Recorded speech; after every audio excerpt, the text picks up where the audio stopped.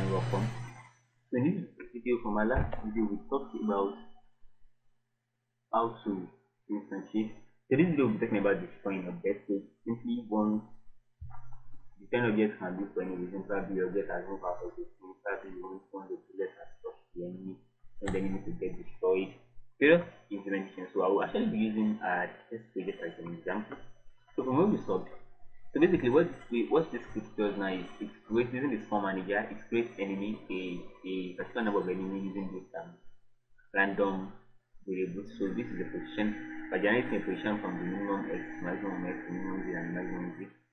So we are creating a position value and then creating this enemy to start there. Now basically, what we want to do this today is once the player collides with the player's body. Once the once his body, so this is actually his body, it's called the collider. So you can just actually do that. So let me do that. I will just remove this mesh from there. So yeah, so this is actually the player. This is just like, I don't know how you without human anatomy. But basically, yeah, so once the player collides with the enemy, he wants to destroy the enemy. That what we'll be searching for this video. So the main thing we'll be using here is using our destroy function. So let's just get right in. So now I'll be adding some stuff. One, rigid body. I'll be adding rigid body to you. Think of rigid, you can just think of rigid body as rigid body, you can just think of it as adding, like a little event, yeah, to your GameObjects. So it makes them, let's say, it just naturally makes them interact with the physics engine. So you can basically put that. So it's also a component, so you can just add components from here. It's a component that allows the GameObjects to react with real-time pieces, like admin pieces like falling, getting thrown, roll over, and stuff like that. So for this tutorial, I will just click on add component. That's what I did now. Click on add component, you can search rigid body. So I'm adding it to my player, so you can adjust the mask or things like that. And even config this with gravity, put the angular drag at 0. The constraint, let's leave that for now. So add the rigid body to the way the on collision will work. Also, because I'll be using on trigger enter is once the okay. So once the player touches the opponent and touches the enemy, so the enemy will, because instead of moving through it like it does, so once it touches it will get destroyed. So the way we can do that is making sure now, this is one of the usefulness of the prefab of a thing. So instead of having to probably go and edit it somewhere, I can just this single one I can edit it and all changes will appear in other instances. So if I open this one, if I come to this collider, make sure you have this trigger on. So it will send triggers. So the player, let me come to the player controller. This person, call movement controller. So now it's actually just type on trigger enter. Yeah, on trigger enter, not on trigger enter to be on trigger enter. So it says on trigger enter is called when the collider enters the trigger. So now let's just use like the box below to test if it's working. So the way we do it is, how we would know if our player is colliding with the enemy. We can do this by actually probably getting the name of what is collided for. I'll be using the tag. So we have something called tagging. Let me see. Just to let me see classify GameObjects to groups. So let's just come and see. So okay, now we are seeing on trigger enter, which means immediately immediately the player starts touching the enemy. What should we do? So first I want to compare this order. Yes, GameObjects. Compare tag. I want to compare the tag. If the tag is your enemy,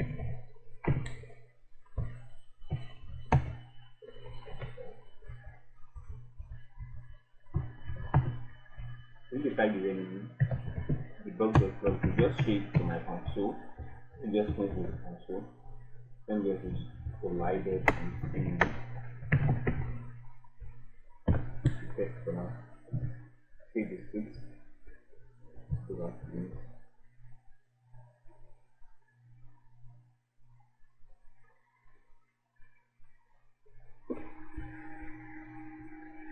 Now I have to make sure that if you anything into a game to your let me show you the if you are editing the prefab, I do 100%. So from here, clicking prefab, this tag here, especially on tag for now, add tag, click the first button and then enter in. Make sure it's the same wording as word for word as what we use here. So enemy, attack the enemy tag. Make sure it's the same as this. So we are comparing with this. So go back to this. So go back to the top. Now around the script.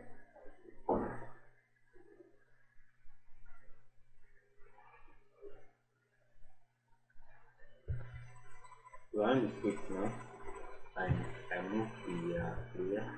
You see the console for variables enemy. I actually don't have a console tab out, so it seems like I can just come in window general console then I can help it here. So it's colliding with the enemy. So basically I can just instead of just debugging, I can just say this particular one, this order the game object, so I'll just destroy it.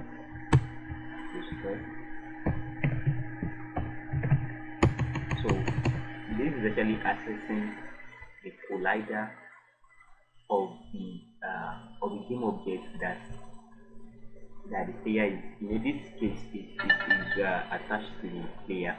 So this is accessing the collider of the game object that the player is colliding with. So now I'll just access that particular game object and then destroy it. This is destroy the game object. So if I go back to Unity, so that one script.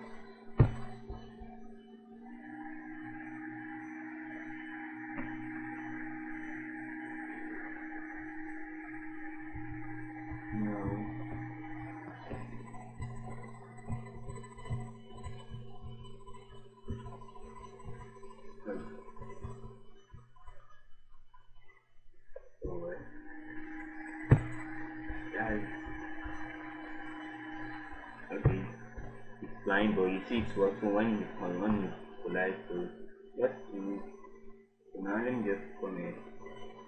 I could increase the max so it would make it. This actually works like a normal, real life.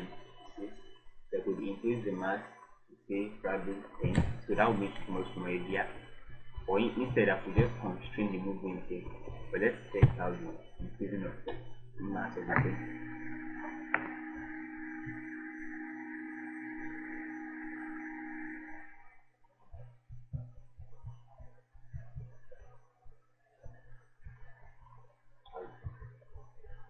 Anytime it collides with the enemy game object, you can destroy it. Never mind that. So yeah, so a quick recap. What we have done is once the players collided with the enemy game object, it sends it accesses the game object of the collider it collides with and then destroys it simply.